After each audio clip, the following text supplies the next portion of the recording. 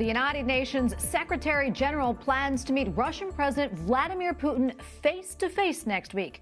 Antonio Guterres is making an urgent plea for peace in Ukraine. Meanwhile, a possible mass grave was found near Mariupol. Satellite photos appear to show rows upon rows of freshly dug trenches.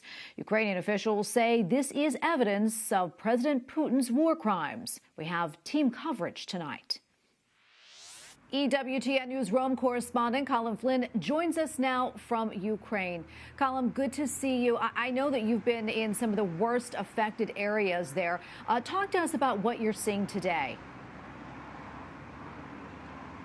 Well, good evening, Tracy, from Independence Square in the capital of Ukraine. We're here in Kiev, and you're right, over the past number of days, we have been travelling across Ukraine with a group from the Pontifical Mission Societies. We started off in the very west of the country, close to the border with Poland, around an hour and a half from it, in the city of Lviv.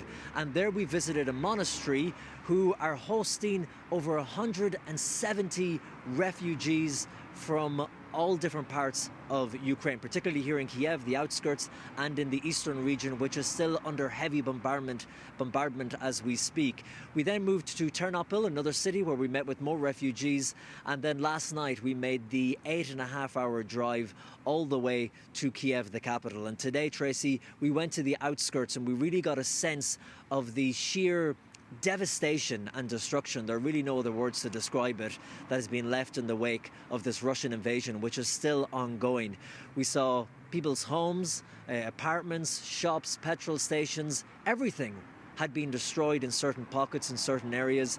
And it was incredible to see, Tracy, because of course we know the Russian army have said that they have always been targeting military installations, military bases, but clearly these were residential apartments, schools. We saw one playground that had been completely destroyed. We saw a centre for culture, a cinema, with the marks of the Russian tanks going right through the grass, and the place completely decimated.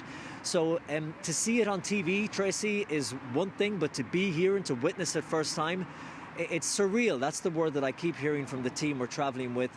It does not seem real, what you see in front of you. It looks like a Hollywood movie set, not something that is really playing out and happening as we speak still here in Ukraine today. Colm, that is so heartbreaking to hear all of that. And I understand that you're traveling with a group from the Pontifical Mission Societies. What can you tell me about their trip? That's right. This is the New York office of the Pontifical Mission Societies, led by Monsignor Kieran Harrington. He's joined by two priests, Father Sebastian and Father Israel, who have both come from New York. Father Israel from Cuba originally, and Father Sebastian coming from Argentina.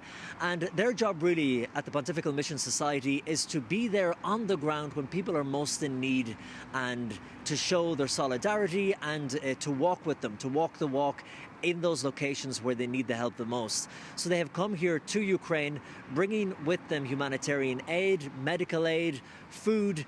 And because, Tracy, they are celebrating, which we'll talk about in a moment, they're celebrating Holy Week this week, a week after we do, they want to be here and pray with the people, to be with them at a time of hope and of new beginnings. So that's what they have been doing, and we have been lucky enough to travel with them, to stay with them in the monasteries, and to be with them as they're meeting the people and walking with them.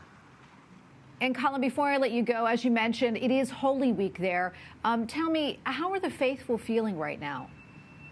Well, Tracy, as you can imagine, it's very difficult for them. It's one thing in our part of the world where we have stability and peace to talk about things like hope and forgiveness and new beginnings, which can be difficult things to achieve at the best of times. So here, when your country is in a state of war, when you know that parts of your country, especially in the east, are being blasted, people are being killed in their thousands, trying to think of hope is something very difficult, and then trying to think of forgiveness is just another thing completely. So that is something that Monsignor Kieran Harrington and the group have been talking to their counterparts here in the Greek-Ukrainian Catholic Church.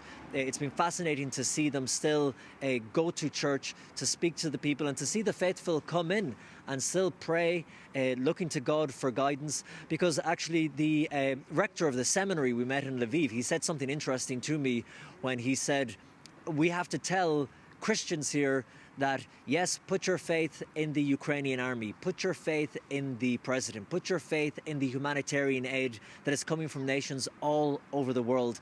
But first you have to put your faith in Jesus, and all together we will prevail.